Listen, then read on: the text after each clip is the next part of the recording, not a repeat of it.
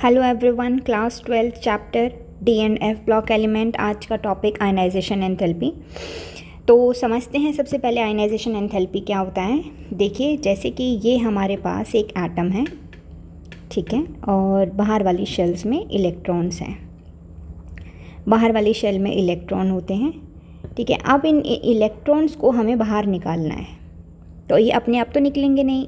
इसे निकालने के लिए हमें कुछ अमाउंट एनर्जी देनी पड़ेगी। ये जो हम एनर्जी इसको दे रहे हैं, ये वाली जो एनर्जी हम दे रहे हैं इस इलेक्ट्रॉन को निकालने के लिए, वही क्या होती है, आयनाइजेशन एंथैल्पी या फिर आयनाइजेशन एनर्जी। चलिए आप देखते हैं कि हमारा एस ब्लॉक और पी ब्लॉक में हल्का सा डिफ्रेंशिएशन करते हैं। एस ब्लॉक, पी ब्लॉक और डी ब्लॉक एलिमेंट्स में ये हैं हमारे S block, S and P block, और इधर हैं हमारे डी ब्लॉक, ठीक है। तो देखिए, एस ब्लॉक और पी ब्लॉक में एक जनरली बता दूं कि जो आयनाइजेशन एंथैल्पी है वो इन्वर्सली प्रोपोर्शनल है हमारे साइज़ की, ठीक है। Ionisation enthalpy is inversely proportional to the size. अब ये तो सभी जानते हैं एस ब्लॉक और पी ब्लॉक में कि left to right, left to right size decreases. अब साइज़ डिक्रीज़ क्यों होता है? क्योंकि न्यूक्लियर चार्ज बढ़ जाता है। ये हम पहले वाली वीडियो में बहुत अच्छे से समझ चुके हैं। क्योंकि न्यूक्लियर चार्ज बढ़ जाता है, या मैं ये कह सकती हूँ कि न्यूक्लियर आपका ज़्यादा पावरफुल हो जाता है, ठीक है। अब जब साइज़ घट गया तो आयनाइजेशन एंथैल्पी क्या हो जाएगी, आपकी बढ़ जाएगी। बट क्या यही ट्रेंड सेम आपका डी ब्लॉक में भी फॉलो होता है? नहीं, ऐसा इसके अंदर नहीं होता है। ये सेम ट्रेंड फॉलो नहीं करते हैं। Do not follow same trend, ठीक है। बात करेंगे हम इसमें, तो काफ़ी सारी वेरिएशंस आती हैं, तो वो हम देखेंगे। अच्छा, फिर उसके बाद जब हम एस ब्लॉक और पी ब्लॉक पढ़ते हैं तो वहाँ पर जो एनर्जी होती है वो इंक्रीज़ करती है बहुत ज़्यादा। मतलब कि जब आप एक एलिमेंट से दूसरे एलिमेंट की तरफ जाते हैं, example moving from one element to another, क्या होगा इधर? आयनाइजेशन एंथैल्पी जो है वो चेंज होगी बहुत ज़्यादा। From one element to another, ionisation energy changes steeply. But क्या यही ट्रेंड हमारा डी ब्लॉक में भी फॉलो होता है? नहीं, यहाँ भी ये ट्रेंड आपका फॉलो नहीं होता है। तो यहाँ पर क्या होता है, यहाँ पर जो आप एक एलिमेंट से दूसरे एलिमेंट पर जाएंगे, मान लीजिए ये एलिमेंट 1 है, ये एलिमेंट 2 है, ये एलिमेंट 3 है, ये एलिमेंट 4 है, तो यहाँ से यहाँ जाएंगे, यहाँ से यहाँ जाएंगे, और E3 एलिमेंट से E4 एलिमेंट पर जाते हैं, तो जो आयनाइजेशन एनर्जी है, आयनाइजेशन एनर्जी डोंट इंक्रीजेस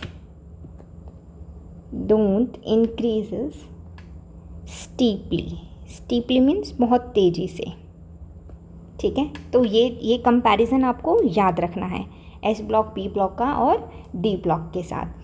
अब बारी आती है, हम सिर्फ और सिर्फ अब डी ब्लॉक के एलिमेंट्स की बात करेंगे, जो वेरिएशंस हैं या जैसे भी हैं, ज़्यादा इंक्रीज़ हो रहा है या कम इंक्रीज़ हो रहा है, कैसे। तो देखिए,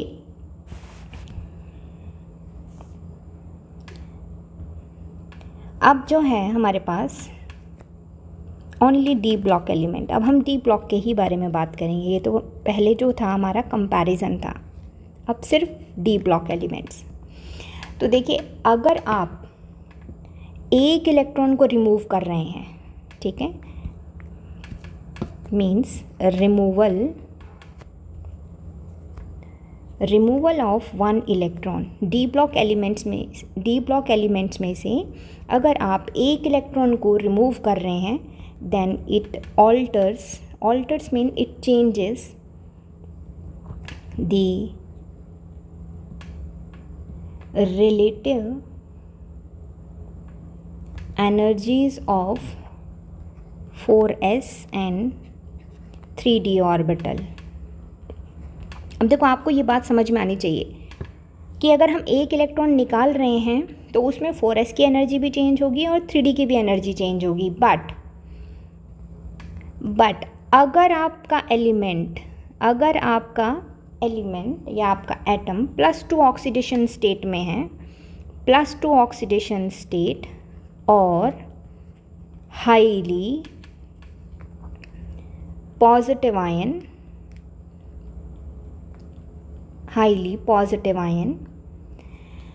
then it will have only dn configuration। इसकी भी बात समझिए। dn कन्फिग्रेशन मीन्स वहाँ पर आपका जो s ऑर्बिटल है वहाँ पर ये काम नहीं करेगा s ऑर्बिटल का। देखते हैं, देखिए सबसे पहले वाली जो वीडियो थी, फर्स्ट या सेकंड वीडियो थी, तो उसके अंदर मैंने आपको बताया था +2 आयंस के बारे में। जैसे स्कैंडियम +2 है तो इसकी कन्फिग्रेशन कितनी हो जाएगी, 3d1। टाइटेनियम, इसका एटॉमिक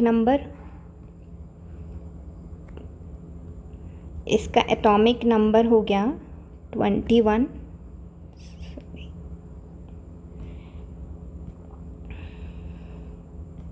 हाँ, इसका एटॉमिक नंबर हो गया 21, तो इसकी इलेक्ट्रॉनिक कन्फिग्रेशन क्या हो जाएगी, 3d1।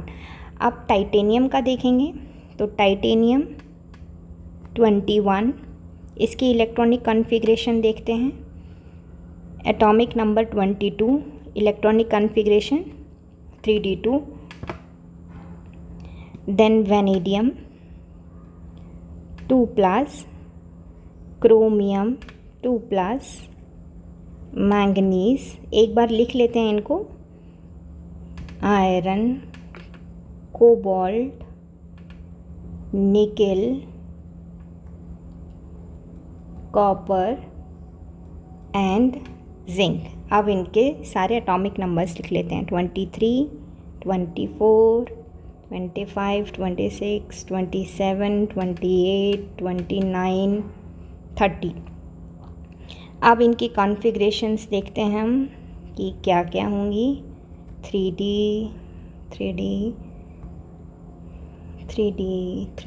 And 3d। तो देखिए, वेनेडियम 23 एटॉमिक नंबर, तो इसमें 3d3, क्रोमियम 3d4, मैंगनीज 2+ की 3d5। ये बाईवेलेंट आयंस की इलेक्ट्रॉनिक कन्फिग्रेशन है, याद रखेंगे सभी। 3d6, 3d7, 3d8, 3d9 and 3d10, without any exception आपको ये चीज़ याद रखनी है, ठीक है। अब देखिए, अगर मैं मेटल की बात करती हूँ, जैसे कि अगर हमारे पास क्रोमियम है, एक हमारे पास जिंक है, प्योर मेटल है, एलिमेंट है, ठीक है। तो क्रोमियम की जो आयनाइजेशन एनर्जी है वेरी लो, इसकी वैल्यू कैसी होगी, वेरी लो, और जिंक की क्या होगी, वेरी हाई वैल्यू। ऐसा क्यों हो रहा है, ऐसा इसलिए हो रहा है, क्रोमियम की लो वैल्यू क्यों मिल रही है, क्योंकि इसके नो चेंज डी ऑर्बिटल के अंदर, डी कन्फिग्रेशन में कोई भी चेंज नहीं आ रहा है। इसका लो वैल्यू क्यों है, because no change in d configuration, ठीक है, डी ऑर्बिटल के अंदर कोई भी चेंज नहीं है। फिर जिंक में देखिए, जिंक की जो आयनाइजेशन एंथैल्पी है वो इतनी ज़्यादा क्यों है, बिकॉज अब जो आप जिंक की क्या होती है इलेक्ट्रॉनिक कन्फिग्रेशन, 3d10 4s2। तो देखिए आप 4s में से निकाल रहे हैं, ठीक है, और 4s भी क्या है आपका फुली फिल्ड है। तो यहाँ पर आयनाइजेशन एनर्जी जो हो जाएगी, वो जो आप इलेक्ट्रॉन को निकालेंगे वो पहले कहाँ से निकालेंगे, आप इस 4s में से निकालेंगे, ठीक है, जो कि बहुत ज़्यादा वैल्यू हो जाएगी। तो इसका रीज़न क्या हो जाएगा, आयनाइजेशन फ्रॉम 4s लेवल, ठीक है। ये बात हो गई आपकी क्रोमियम की और जिंक की। अब देखिए एक रूल होता है जो कि ये बोलता है कि half field orbitals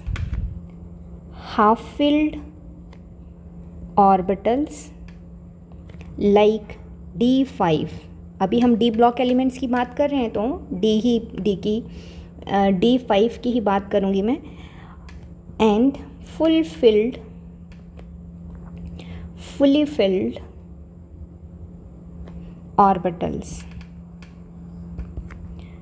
filled orbitals means D10।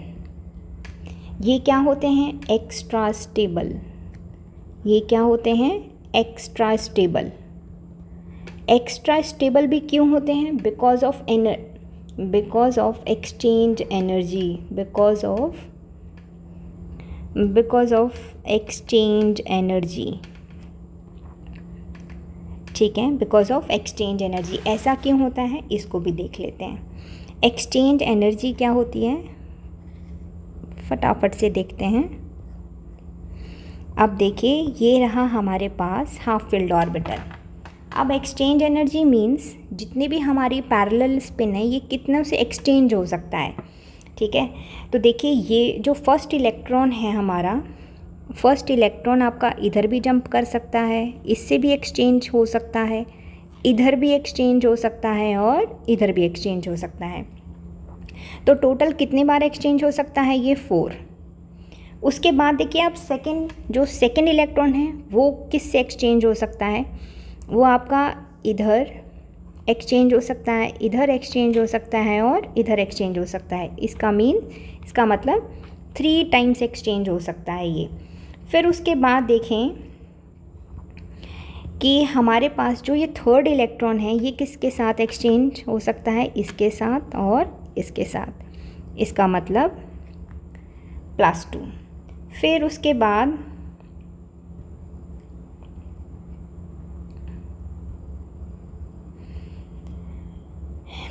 ये जो हमारे पास फोर्थ इलेक्ट्रॉन है ये किसके साथ एक्सचेंज हो सकता है, सिर्फ और सिर्फ इसके साथ, तो +1।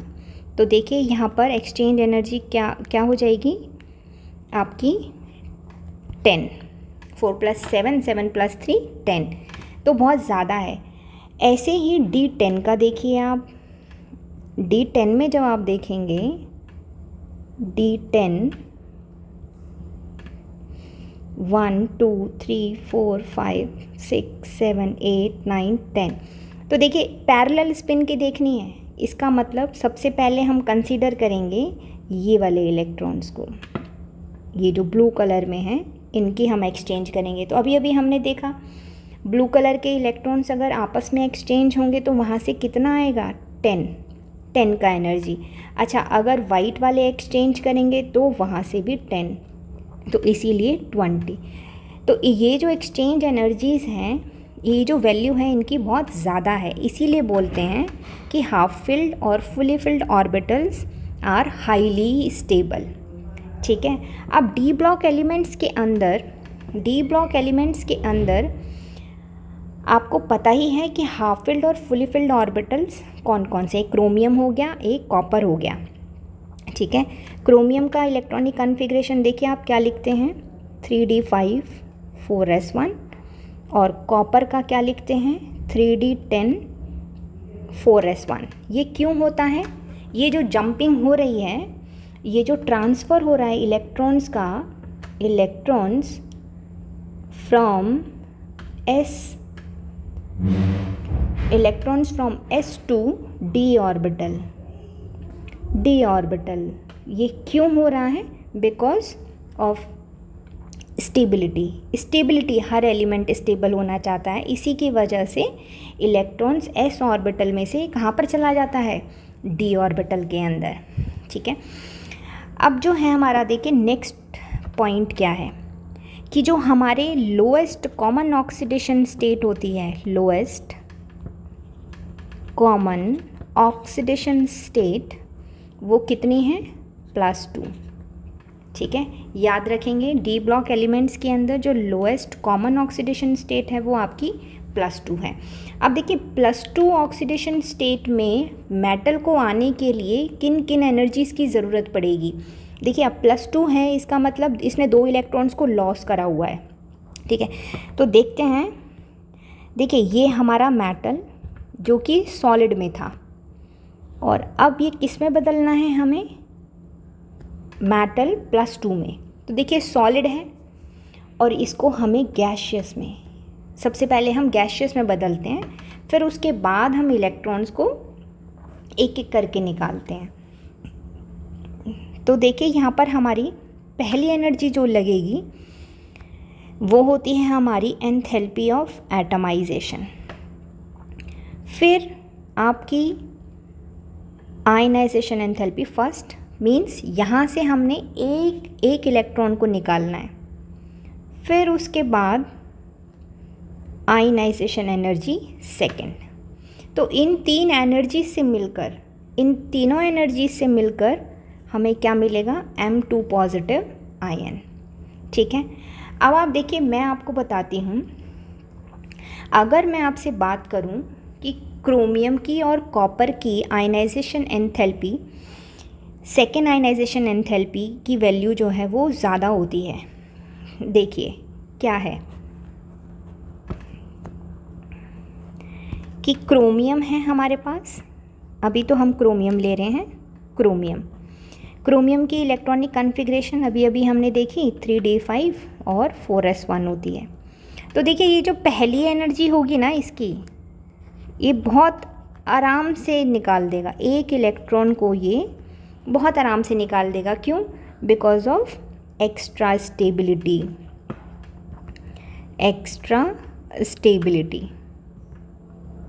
ठीक है, ये बात समझ में आती है, एक्स्ट्रा स्टेबिलिटी। D5 जो है वो एक्स्ट्रा स्टेबल है, electronic configuration extra stable electronic configuration है। बट अगर मैं यहाँ से एक और इलेक्ट्रॉन को निकालूं तो क्या ये पॉसिबल है, नहीं, फिर ये पॉसिबल नहीं है, क्योंकि वहाँ पर हमें बहुत ज़्यादा ह्यूज अमाउंट में एनर्जी देनी पड़ेगी। इसीलिए जो क्रोमियम है, क्रोमियम की आयनाइजेशन एंथैल्पी, जो सेकेंड आयनाइजेशन एंथैल्पी होती है, वो क्या होती है आपकी, ज़्यादा होती है। अब बात आती है कॉपर की। कॉपर का भी सेम रीज़न है, सेम रीज़न, फटाफट से देखते हैं। Copper electronic configuration 3d10 4s1, एक इलेक्ट्रॉन को आप निकालेंगे तो खुशी खुशी दे देगा।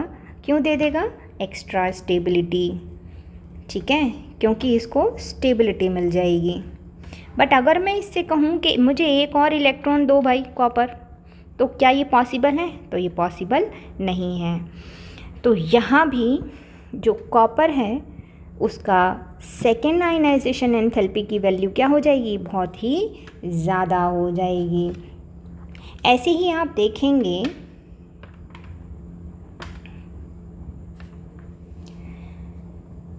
कि अगर मैं आपसे पूछूं थर्ड आयनाइजेशन एंथैल्पी की बात करूं, मैं आपसे थर्ड आयनाइजेशन एंथैल्पी, देखिए नॉर्मली भी थर्ड आयनाइजेशन एंथैल्पी ज़्यादा होगी। ठीक है, अगर मैं आपसे बात करूं Mn2 पॉजिटिव की और Fe2 पॉजिटिव की, अब इसमें थर्ड आयनाइजेशन एनर्जी किसकी ज़्यादा होगी ये देखना है हमें। ठीक है, तो देखें Mn2 पॉजिटिव की लिख लेते हैं। Mn2 पॉजिटिव आपको पता ही है 3d5, आयरन की 3d6, ये तो आपको बताया था, विदाउट एनी एक्सेप्शन आपको ये याद रखना है। तो देखते हैं 3d5, देखिए 2 इलेक्ट्रॉन्स के बाद अगर मैं 5 इलेक्ट्रॉन्स इसके अंदर पहले से ही हैं। ये अभी बहुत खुश है, ठीक है, ये अभी बहुत खुश है। क्यों खुश है? एक्स्ट्रा स्टेबिलिटी है इसके पास। बट अगर मैं ये कहूँ Mn3 मुझे 1 इलेक्ट्रॉन और चाहिए, तो ये क्या हो जाएगा? अब ये दुखी हो जाएगा। क्यों दुखी हो जाएगा? क्योंकि एक्स्ट्रा एनर्जी देनी पड़ेगी इसको, अपनी स्टेबिलिटी ख़त्म करनी पड़ेगी। स्टेबिलिटी का लॉस हो जाएगा, स्टेबिलिटी का लॉस। तो इसी वजह से ये Mn3 पॉजिटिव जो है, इसकी वैल्यू कैसी होगी? थर्ड आयनाइजेशन एंथैल्पी की वैल्यू कैसी हो जाएगी? बहुत ज़्यादा हो जाएगी। अब अगर मैं आयरन की बात करती हूँ, तो आयरन में आप देखेंगे, आयरन में d ऑर्बिटल में कितने इलेक्ट्रॉन्स हैं?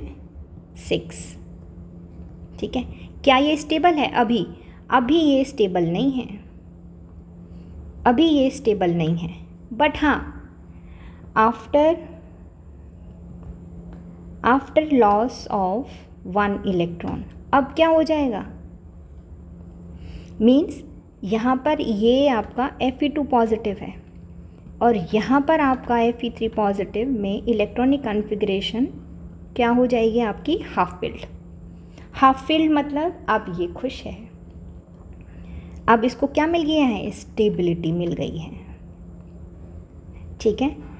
तो आपको इलेक्ट्रॉनिक कॉन्फ़िगरेशन डी ब्लॉक के अंदर सबसे ज़्यादा ध्यान रखना है आपको इलेक्ट्रॉनिक कॉन्फ़िगरेशन का, कि कौन सा हाफ फिल्ड है, कब आपका फुली फिल्ड हो रहा है। इसमें जो लास्ट पॉइंट रह गया है वो ये रहा है कि अगर हम थर्ड आयनाइजेशन एंथैल्पी की बात करते हैं in case of copper, nickel and zinc, तो देखिए अगर मैं थर्ड आयनाइजेशन एंथैल्पी की बात करती हूँ तो इन तीनों की बहुत ज़्यादा होगी। इन तीनों की थर्ड आयनाइजेशन एंथैल्पी क्या होगी? बहुत ज़्यादा होगी। जब ज़्यादा है, इतनी एनर्जी हमें देनी पड़ रही है, तो क्या ये एग्जिस्ट करेंगे? क्या आपने कभी Cu3 पॉजिटिव देखा है? नहीं। क्या देखा है? हमने तो Cu2 पॉजिटिव देखा है। क्या आपने निकेल 3 पॉजिटिव देखा है? नहीं। तो क्या देखा है? हमने Ni2 पॉजिटिव देखा है। क्या आपने जिंक 3 पॉजिटिव देखा है? नहीं। क्या देखा है? Zn2 positive. ये +3 में एग्जिस्ट क्यों नहीं कर रहे हैं? ये इसीलिए नहीं कर रहे हैं, +3 मीन्स 3 इलेक्ट्रॉन निकालने के लिए इनको ह्यूज अमाउंट में एनर्जी चाहिए, जो कि पॉसिबल नहीं है। इसीलिए they exist in +2 oxidation state maximum, यही है। अब इसके बाद बहुत एक छोटा सा जनरल कॉन्सेप्ट क्या है हमारा? जनरल कॉन्सेप्ट के अकॉर्डिंग जो हमारी थर्ड आयनाइजेशन एंथैल्पी है वो हमेशा ज़्यादा होती है in comparison to second ionisation enthalpy and in comparison to first ionisation enthalpy, ठीक है। ये हर जगह काम करेगा, S ब्लॉक, B ब्लॉक या फिर हमारा D ब्लॉक के अंदर। आई होप आपको लेक्चर समझ में आया होगा। Thank you.